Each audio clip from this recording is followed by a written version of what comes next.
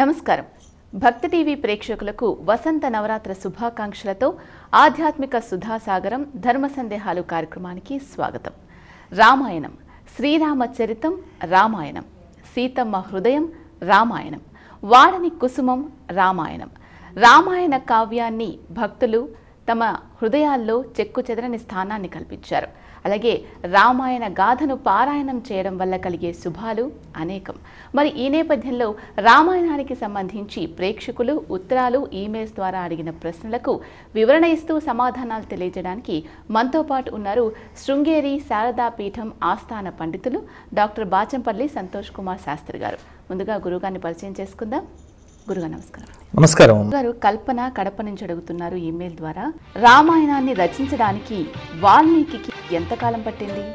శరదిందు వికాస మందహాసాం స్ఫురదిందీవరలోచనాభిరామాం అరవింద సమాన సుందరాస్యాం అరవిందాసన సుందరీముపాసే. ధర్మపురి లక్ష్మీ నృసింహ పరబ్రహ్మణే నమో నమః. రామాయణం ఆదికావ్యం. ఆదికావ్యాన్ని లిఖించినటువంటి వాల్మీకి ఆదికవి. అందుకే రామాయణం వ్రాయటానికి వాల్మీకి మహర్షికి ఎంత సమయం పట్టింది అన్నదానికి రామాయణ గ్రంథాన్ని పరిశీలన చేస్తే రామాయణ ఆరంభంలోనే మొట్టమొదటి శ్లోకం తపస్వాధ్యాయ నిరతం తపస్వీ వాగ్విదంబరం నారదం పరిపప్రచ్ఛ వాల్మీకిర్ముని పుంగవం. ఇది మొట్టమొదటి శ్లోకం అమ్మ రామాయణానికి. తపస్వాధ్యాయ నిరతం తపస్వీ వాగ్విదాంబరం. తపస్సులో, వేదాధ్యయనంలో, స్వాధ్యాయంలో నిష్ణాతుడైనటువంటి నారద మహర్షిని వాల్మీకి మహర్షి అడిగాట. నారదం పరిపప్రచ్ఛ వాల్మీకి. ఏమని అంటే, కోన్వస్మిన్ సాంప్రతంలోకే గుణవాన్ కశ్చ వీర్యవాన్. ఈ వర్తమాన కాలంలో ఇప్పుడు అంటే ఆ ప్రశ్న అడిగినప్పుడే మీకు అర్థమవుతోంది. రామచంద్రమూర్తి పరిపాలన చేస్తున్న కాలములోనే రామాయణం వ్రాయబడ్డది. ఇది ఇక్కడ ఆయన ప్రశ్నలోనే చెప్పాడు.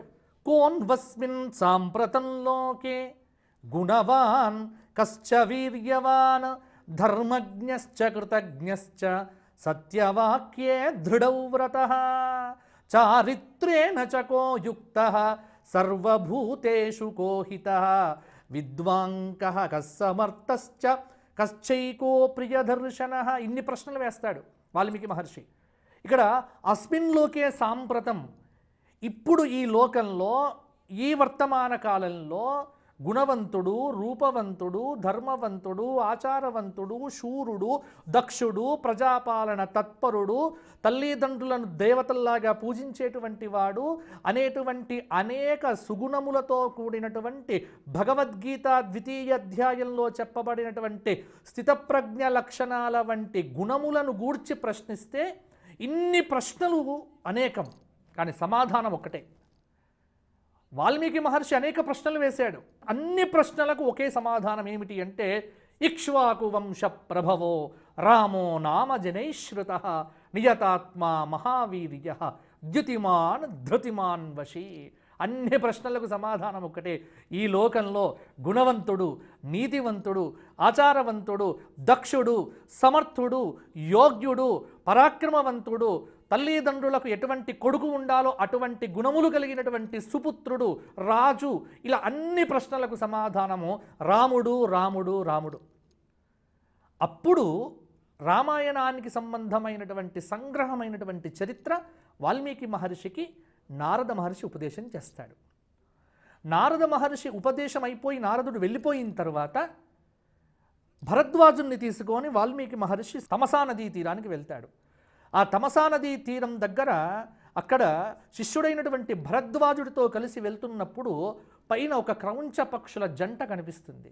ఆ జంట చక్కగా ఆనంద సాగరంలో ఉండగా ఒక నిషాదుడు వచ్చి పక్షిని కూల్చేస్తాడు. అప్పుడు మొట్టమొదటి శ్లోకం అంటే అప్పటి వరకు ఏనాడు శాపాన్ని ఇచ్చేటువంటి హృదయం లేనటువంటి వ్యక్తి వాల్మీకి మహర్షికి అప్రయత్నంగా ఆయన వాక్కులో మా నిషాద ప్రతిష్టాంతమం అగమశాశ్వతి సమాహ యత్ క్రౌంచ మిథునాతి ఏకం అవధీహి కామమోహితం అనే శ్లోకం వచ్చింది. రామాయణానికి మూలమే ఈ శ్లోకం. అక్కడి నుంచి ఇంటికి వస్తాడు, బ్రహ్మదేవుడు వస్తాడు.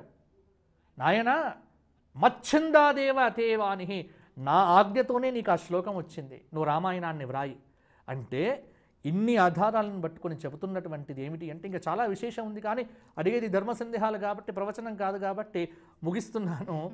రామాయణం రామచంద్రమూర్తి పరిపాలన చివరిలో ఉన్నప్పుడే రాముడు ఎంతకాలం పరిపాలన చేశాడు? దశవర్ష సహస్రాన్ని దశవర్ష శతాని చ రామో రాజ్యముపాసిత్వా బ్రహ్మలోకం ప్రయాస్యతి అని రామాయణంలో ఉన్నట్టుగా 11,000 సంవత్సరాల పరిపాలనలో రాముడు పరిపాలన చేస్తూ ఉన్నటువంటి సమయంలోనే రామాయణ రచన అనేటువంటిది వాల్మీకి మహర్షి చేసినట్టుగా రామాయణమే ప్రమాణం మనకు. గురుగారు పూజ అడుగుతున్నారు ఉత్తరం ద్వారా. రామాయణంలో ఉన్న శ్లోకాలు ఎన్ని? శ్లోకాల సంఖ్యలో అంతరార్థం ఏంటి? రామాయణం మొత్తం 24 సహస్ర 24,000 శ్లోకాల గ్రంథం రామాయణం. 500 సర్గలు, 24,000 శ్లోకాలు, అద్భుతమైనటువంటి 7 కాండలు, బాలకాండ, అలాగే అయోధ్యకాండ, అరణ్యకాండ, కిష్కింధకాండ, సుందరకాండ, యుద్ధకాండ, చివరిది ఉత్తరకాండ. మొత్తం 24,000 శ్లోకాలు. ఈ 24,000 శ్లోకములు కూడా తీసుకోవటానికి ఒక ప్రమాణం కనిపిస్తోంది స్కాంధ పురాణంలో. రామాయణ పారాయణానికి సంబంధించినటువంటి అనేక విశేషాంశములన్నీ కూడా స్కాంధ పురాణంలో చెప్పడం జరిగింది. పద్మపురాణం, 2 పురాణాల్లో రామాయణ పారాయణ విశేషములన్నీ కూడా చాలా అద్భుతంగా వివరించారు వ్యాస భగవానుడు. అక్కడ స్కాంధ పురాణంలో చెబుతూ ప్రతి 1000 శ్లోకములకు ఒక గాయత్రీ మంత్రంలో ఉన్నటువంటి బీజాక్షరం అంటే 24 బీజాక్షరములకు ప్రతి 1000 శ్లోకములకు ఒక గాయత్రీ మంత్రంలో ఉన్న బీజాక్షరాన్ని వేస్తూ 24 బీజాక్షరములు 24,000 శ్లోకములుగా ఒక చక్కటి ప్రణాళికగా, ఒక ఉపాసనాకాండగా, ఒక ఆధ్యాత్మిక శక్తిగా, ఒక అద్భుతమైనటువంటి ఫలితాన్ని ఇచ్చేటువంటి పారాయణ గ్రంథంగా, ఒక ఆదర్శవంతమైనటువంటి మహానుభావుడ యొక్క చరితముగా, ఈ జగత్తుకు ఏ చరిత్ర పఠనం వల్ల స్థిరత్వం కలుగుతుందో, బుద్ధి కలుగుతుందో, ఒక ధర్మం తెలుస్తుందో, విజ్ఞానం కలుగుతుందో, వివేకం కలుగుతుందో అటువంటి మహనీయ రమణీయ అద్భుత దివ్య గాథలతో 24,000 శ్లోకములతో అతి సుందరంగా విశేషమైనటువంటి రచనతో వాల్మీకి మహర్షి మనకు అందించారు. 24,000 శ్లోకములు, 24 గాయత్రి మంత్ర ప్రతిపాదిత ఉపాసన మంత్రములు అని చెప్పవచ్చు. అందుకే రామాయణ పారాయణం చేస్తే గాయత్రి మంత్ర అనుష్ఠానం చేసిన ఫలితం కలుగుతుంది అని స్కాంధ పురాణ వచనం. కాబట్టే వేదవేద్యే పరే పుంసి జాతే దశరథాత్మజే వేద ప్రాచేతసాదాసీత్ సాక్షాత్ రామాయణ నారాయణుడిగా అవతరించాడు, రామచంద్రమూర్తిగా అవతరించాడు.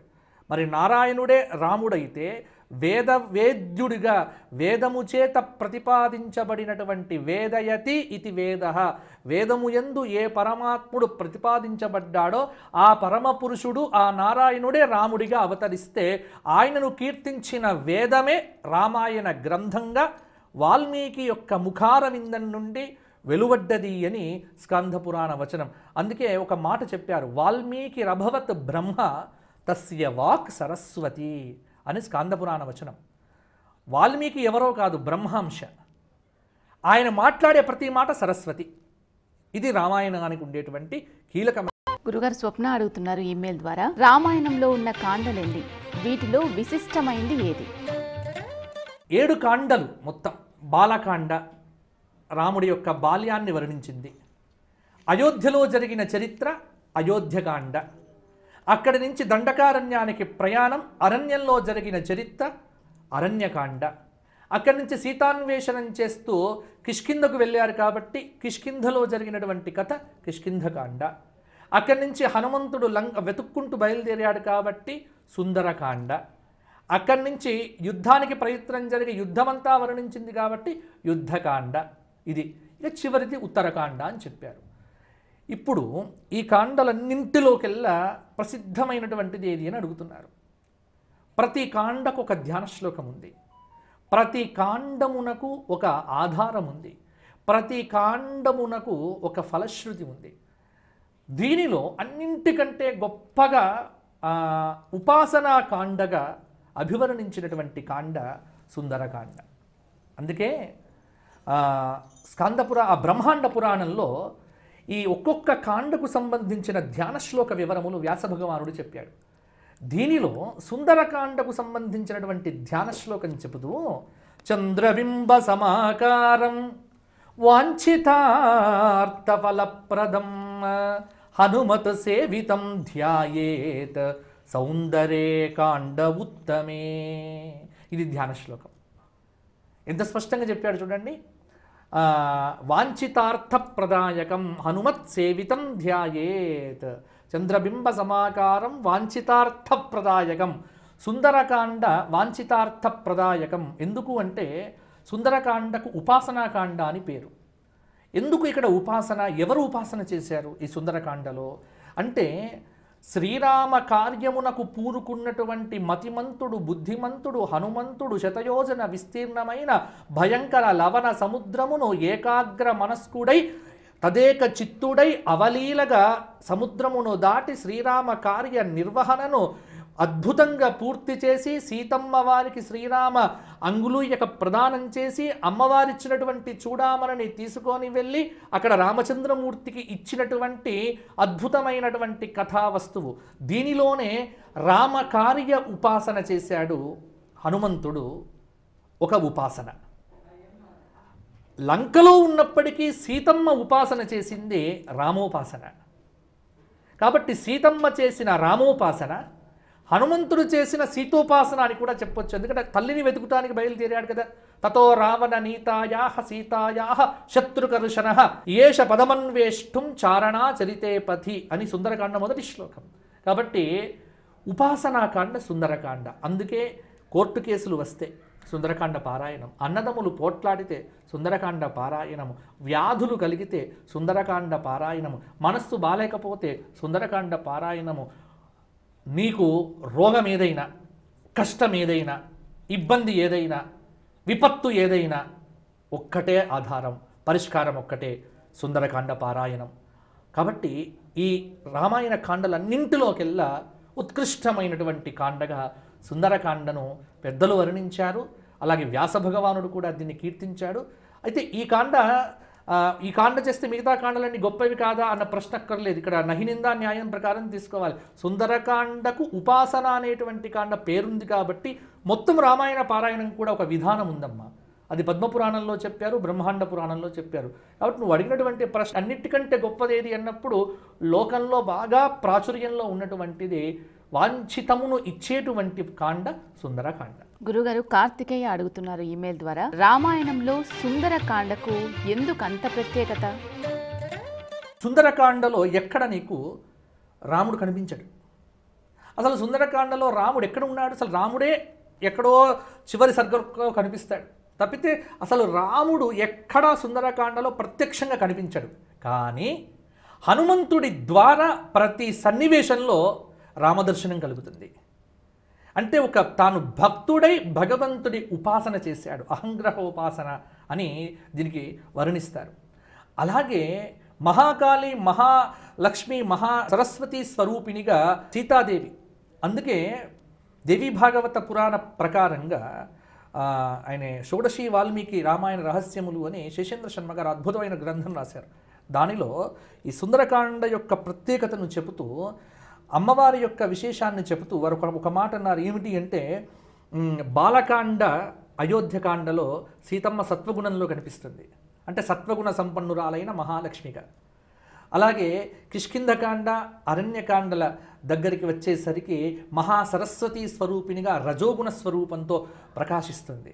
ఇక సుందరకాండ యుద్ధకాండ దగ్గరికి వచ్చేసరికి తమోగుణ స్వరూపినిగా సర్వలంకా వినాశినిగా కాలరాత్రీతి తాం విద్ధి సర్వలంకా వినాశినేం మహాకాళికా స్వరూపంలో కనిపిస్తుంది. కాబట్టి ముగ్గురమ్మల మూలపుటమ్మ యొక్క విశ్వరూపమంతా సుందరకాండ యందు అమ్మవారి యొక్క లీల చూపించారు. అందుకే హనుమంతుడికేమో ఆ తల్లిగా కనిపిస్తుంది, మాతృదేవతగా కనిపిస్తుంది. ఒకే చెట్టు మీద కూర్చున్న హనుమంతుడు అమ్మవారిని చూస్తున్నాడు.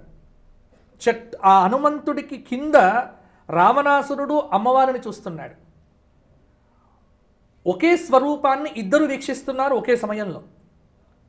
కానీ చెట్టు మీద కూర్చున్న హనుమంతుడికేమో సీతమ్మ తల్లిగా కనిపిస్తున్నది, మాతృశక్తి స్వరూపినిగా. ఎదురుగా ఉన్న రావణాసురుడికి కామినిగా, భామినిగా, మోహినిగా కనిపిస్తూ ఉన్నది. ఇదే మాయ. సర్వచైతన్య రూపాం తాం ఆద్యాం విద్యాంచ ధీమహి బుద్ధిం యానః ప్రచోదయాత్. అంటే అందుకే బ్రహ్మ విద్యయా అవతీర్ణ సపుమాన్ పరమేశ్వర అని అప్పయ్య దీక్షితుల వారు రామాయణ తాత్పర్యం అనేటువంటి పేరుతో ఒక పుస్తకం రాశారు. దానిలో చెప్తారు అమ్మవారు బ్రహ్మ విద్య, ఆ బ్రహ్మ విద్యతో అవతరించినటువంటి పురుషుడే పరమేశ్వరుడు అని ఈ సందర్భంలో చెప్పారు. కాబట్టి ఇటువంటి బలవత్తరమైనటువంటి ఉపాసన అమ్మవారు చేసింది. అమ్మవారు లంకలో ఉన్న ఏది చూడట్లేదు, రాముణ్ణి చూస్తూ ఉన్నది.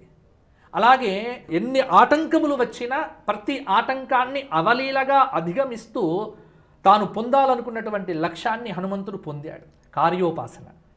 ఈ రెండు ఉపాసనలు జరిగినటువంటి కాండ కాబట్టి మనకు కూడా కార్యసిద్ధిని కలిగింపచేస్తుంది.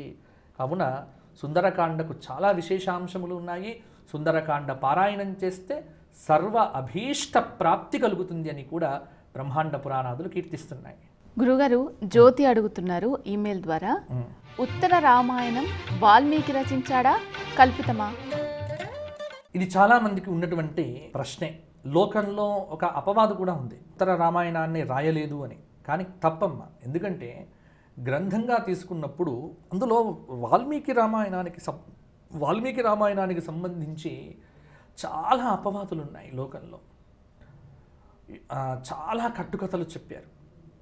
ఆ కట్టుకథల్లో ఒక కథ ఈ కథ. కానీ వాల్మీకి రామాయణం ఆధారంగా చేసుకొని చూస్తే ఉత్తర రామాయణం అనేటువంటిది వాల్మీకి వ్రాసినట్టుగా ఉన్నది. అయితే రచనా విధానంలో కానీ లేకపోతే అక్కడ చెప్పబడినటువంటి కొన్ని శ్లోకముల యందు కానీ చూస్తే అవి ఏదో కొన్ని కారణముల చేత ప్రక్షిప్తములు అయి ఉండవచ్చు కొన్ని శ్లోకములు అని కూడా కొద్దిమంది వ్యాఖ్యాతలు, రామాయణ శిరోమణి, తిలక వ్యాఖ్యానకారుడు, గోవిందరాజయ్య మొదలైనటువంటి వ్యాఖ్యానకారులు తమ తమ అభిప్రాయములను వెళ్ళిబుచ్చారు. అయినప్పటికీ కాండగా కనుక చూసుకున్నట్లయితే ఉత్తరకాండ వాల్మీకి చేత వ్రాయబడినటువంటి కాండయే. ఇందులో ఎతికించిత సందేహం అనేటువంటిది ఏమాత్రం లేదు. అయితే రామాయణ పారాయణం చేసేటప్పుడు ఉత్తరం నైవ పఠితవ్యం నైవ శ్రోతవ్యం అనేటువంటి ఒక వాక్యం మనకు ఆధారంగా కనిపిస్తూ ఉన్నది. ఉత్తరకాండను పారాయణంగా చేయటానికి వీల్లేదు. అందుకే పారాయణ గ్రంథం రామాయణం కాబట్టి రామాయణానికి యుద్ధకాండ చివరిలోనే ఫలశ్రుతి చెప్పారు. ఇదం యశస్యం దీర్ఘాయుష్యం అని చివరి శ్లోకం అంతా కూడా ఫలశ్రుతి చెప్పేటువంటి శ్లోకాలు.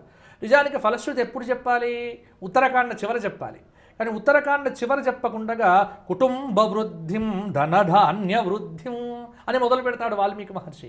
ఇది యుద్ధం కాగానే, పట్టాభిషేకం కాగానే రామం రత్నమయే పీఠే అని చక్కగా అక్కడ పట్టాభిషేక సర్గ చివర చెప్పినటువంటి విశేషాంశములు పట్టాభిషేకం అక్కడే జరిగిపోయింది. దానికి ఫలశ్రుతి శ్లోకాలు కూడా చెప్పారు. కాబట్టి పారాయణ గ్రంథంగా ప్రసిద్ధి కాదు ఉత్తరకాండ. ఇప్పుడు ప్రతి గ్రంథానికి ఒక విధానం అంటూ ఉంటుంది. ఇది ఉపాసనా విధానం, అంటే గ్రంథాన్ని ఉపాసించటం. ఇప్పుడు రెండు పద్ధతులమ్మా. ఒకటేమిటి అంటే గ్రంథమును కావ్యముగా చదవటం ఒక పద్ధతి, గ్రంథమును ఉపాసించటం ఒక పద్ధతి. ఉపాసనా పరంగా మీరు గ్రంథపరంగా చూస్తే, కావ్యపరంగా చూస్తే మీరు ఉత్తరకాండ చదువుకోండి, తప్పులేదు. కానీ దీన్ని కూర్చొని సంకల్పం చెప్పి పూజ చేసుకొని ఒక పారాయణంగా చేస్తే ఉత్తరకాండ పారాయణం చేయకూడదు. ఎందుకంటే సీతా వియోగం జరిగింది కాబట్టి అని.